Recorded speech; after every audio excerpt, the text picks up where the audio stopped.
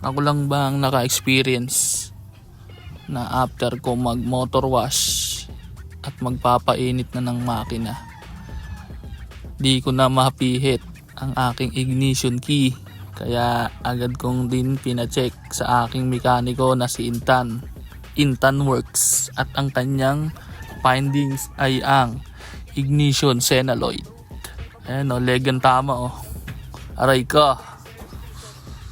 At ayan, nakabili na kami ng bagong ignition Senaloid from Indonesia. 1 week din yan bago dumating.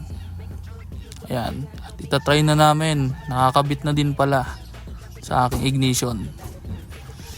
At ayan, i-on ko na yan ang aking susi.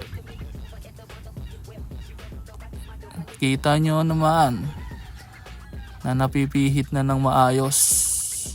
At kung ganyan din ang problema nyo, sana mapanood nyo to. Maraming salamat.